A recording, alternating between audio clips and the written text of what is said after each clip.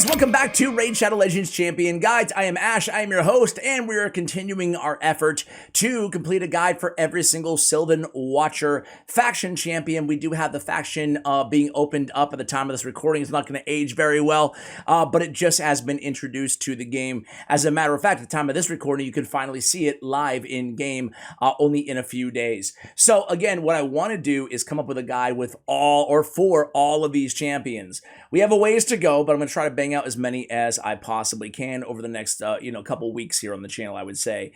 So who have we done so far? We've done an Elva guide. We've done a... Is that all I've done? I think... No, we've done a King Galkabar guide as well. What else? Have we done a Kellen guide? We've done a Croydian guide. Really cool champion. We need to do an updated Duding guide. We've done Dathi. We've done Ruella. And we've done a Naya guide. So we've done quite a few already. Those are some of my faves. I don't have Waranon yet, but she's a good reviver option if you do not have your hands on Elva. We also have a Faction Wars video basically giving my thoughts on all of these champions, kind of a synopsis. I think it's called Who's Good, Who's Trash, Sylvan Watchers on the main channel if you guys want to go ahead and check that out too. I think it's going to go live the same day that this video goes live. Anyway, we've also done a Turlock and a Knot guide. And today we have Pathfinder Cait. So I actually really like this champion. She was the first rare added to Sylvan Watchers faction. Let's see what the reviews say about her. Okay. I would say maybe average to slightly above average in terms of those ratings. I think that's fairly accurate. She's definitely a champion that you can get utility out of in a few different areas of the game. Number one, 1A is going to be Faction Wars. 1B, though, is going to be, and we say it, I feel like, on every rare, especially Magic Affinity. Magic and Spirit Affinity have their own secret rooms on Doom Tower Hard that eventually you're going to have some solutions on how to tackle them as well. So Pathfinder Cait is great in that regard. She only has 2 active skills, so a pretty basic kit.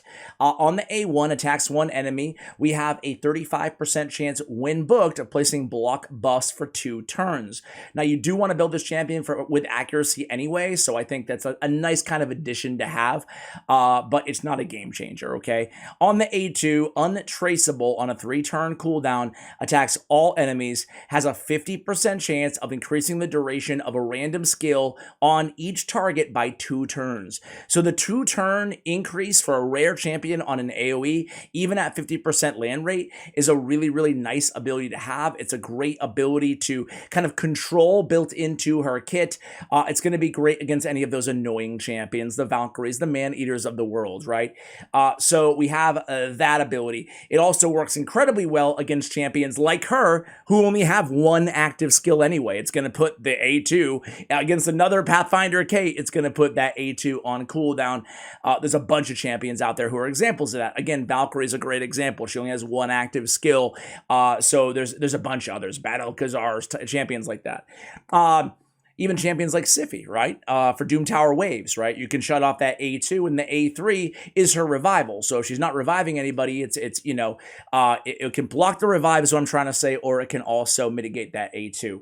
So plays a perfect Veil on this champion for 1 turn whenever they kill an enemy. So that leads us to ask, what are her multipliers? Her base attack is certainly nothing to write home about at 1288 for an attack-based champion. That is a slightly below average. For rare champions on an attack-based champion, we're really looking for over 1300 to be considered good, and we're kind of right there on the precipice, but the higher the better, obviously. Does it scale well in terms of multipliers? Well, let's go ahead and consult telehades.com. We have on the A1 a 3.7 damage multiplier, actually really good, and then we have a 3.8 on the A2. So what she lacks on the base attack, her base attack stat, that is, she makes up for on really solid multipliers. So that's pretty solid there. It's not quite as good, though, as like the starting champions on the AoEs. So take that into consideration as well. Is she an all-out nuker? No, to me, she's more of a control/nuker for your team, right? And she does fit that spot very well. Again, the perfect veil is nice to have. It will mitigate 15% of AoE damage as well, but she's not going to be killing a tremendous amount of champions, but who knows? She could kill a few and get that perfect veil to protect her, and she needs it.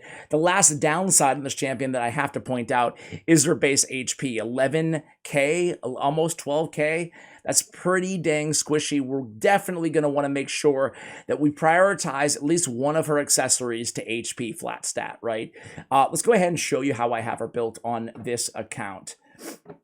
So, while I'm pulling her up here, I should probably mention too, on this champion, I do think she's quite better with books. I think she's worth your books if you're struggling to kind of fill that last spot on your faction war team, or maybe you're just starting out, you don't have many options at all. So I think that would be the best case scenario as when I would invest in this champion, when I would actually justify booking her out. The nice move is it's, you know, it's only an A1 to A2. There's no books anywhere else in her kit, right? So it's not that bad, not as bad as it looks with 6 levels and 5 levels respectively on the A2 and the A1. So other than that though, I will say that she's kind of a sneaky champion that you could just take, if you could get the accuracy, you could just take her to level 50 for Faction Wars and get by probably just fine with that, right? Especially in the build that we have her today. So no surprise, guys. I look at one AoE attack on a 3-turn cooldown, and that's all she's got. And I think stun set, man. Because job number 1, Faction Wars, isn't min-maxing your time, your damage, or anything like that. It's actually surviving, getting through those waves, neutralizing the minions, you know, of the red boss, all of those factors, right? So I'm going with a stun set, plus you can use this build in other areas of the game, I feel like more efficiently. Just get more out of this champion. She already has that built-in control on that A2, again, albeit a 50% land rate on the cooldown reduction. It's nice to have a stun on top of that. Now, of course, we want accuracy for the A2 and the A1, but we don't need accuracy on the actual stun set itself. So because of that, I foregoed building her as an all-out nuker, even though she's still going to be competent in terms of her overall damage dealt, which is nice to have.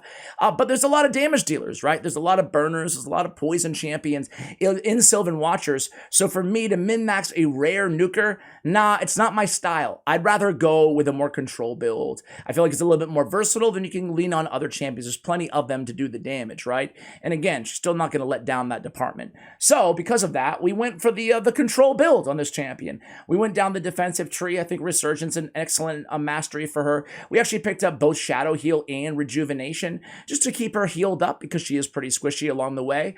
Of course, we pick up Harvest Despair because she's going to have a stun on the stun set, so might as well land a Leech and help heal the rest of the team while we're at it. So a 60% chance of Leech on Harvest Despair makes for an amazing combination with Fearsome Presence, and that will give us a 23% chance to land that stun on every single hit on the enemy.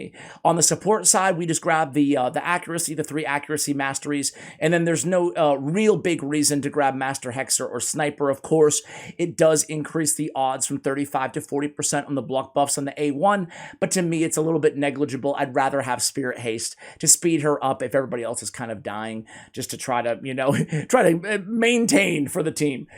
So, of course, you could go Sniper as well if you wanted to, right? But again, no need for lasting gifts on this champion either. You know, so not too bad, right? So guys, in terms of blessings on this champion, I do not have her awakened, but if I did, I mean, we're pretty limited. I think that the no-brainer probably is Phantom Touch for a little bit of extra damage out of this champion, especially against the red boss. Of course, you could go Dark Resolve to resist Provokes True Fear Freeze, or you could go with Indomitable Spirit for resisting Stun, Sleep, and Fear, albeit a very small chance of blocking. Even at 6-star, it's only a 25% chance, but it's nice to have as well if you don't need the extra little damage from Phantom Touch. So those would be the options I would consider. No reason to grab anything like Miracle Heal. I guess Survival Instinct as well potentially fills this champion's turn meter whenever a debuff is placed, spread, or transferred onto them. So another little option for you guys to consider. But as with every champion, especially when it comes to blessings, it depends on the use case of the champion, like how are you using them and what are the rest of the champions on the team. This champion, I feel like, again, I think Phantom Touch is the easy way to go, at least for me.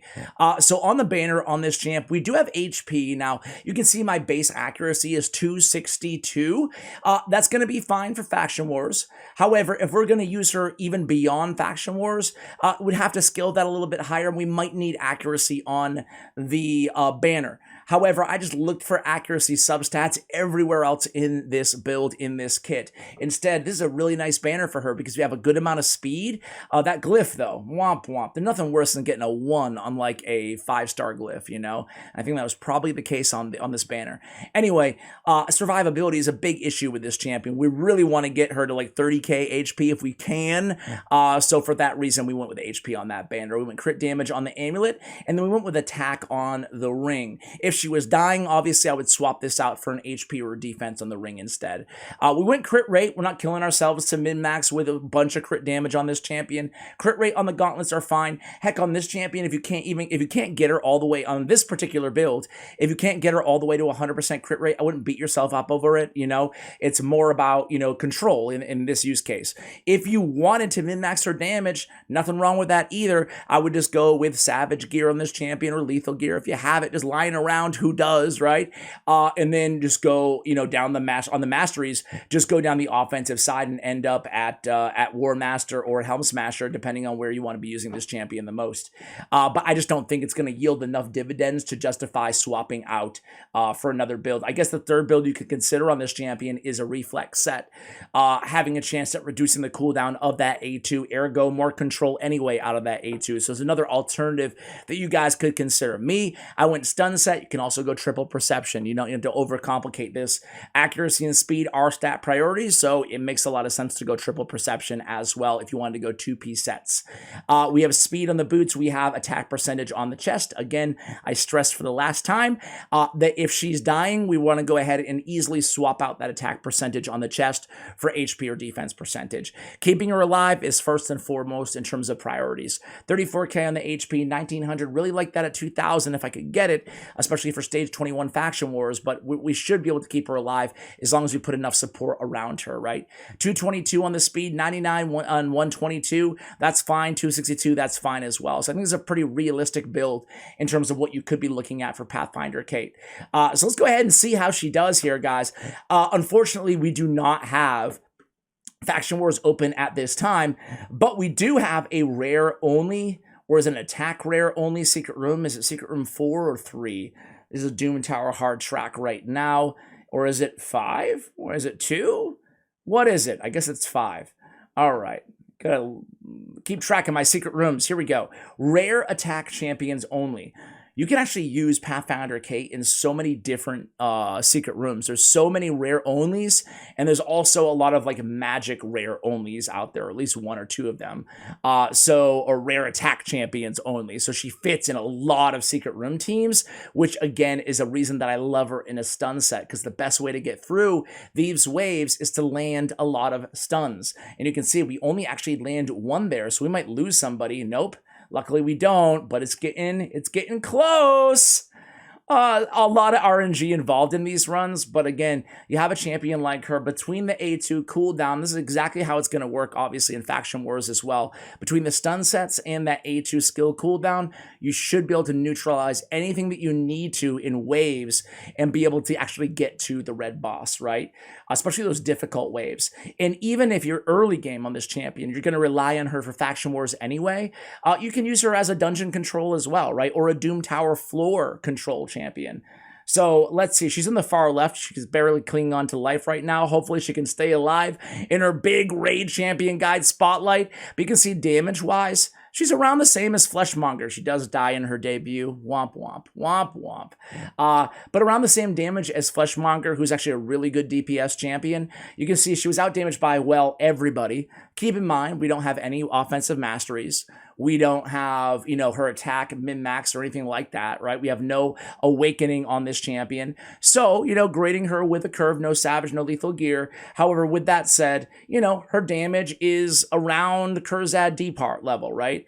Around, not as quite as much as a Elhain, a Kale, a Galek, the starter champions, or a Fleshmonger, but not bad considering she really is bringing, along with Soulbond, she's bringing the most control out of anybody on this team between the duality, so to speak, of her A2 ability. So I think she's going to be a great champion for all these secret rooms, for Faction Wars, and for early game progression. Hope you enjoyed the guide. If you want to see another Sylvan Watcher champion that you'd like to have featured here on the channel, go ahead and let me know in the comments below, guys. Much love, and as always, take care, guys.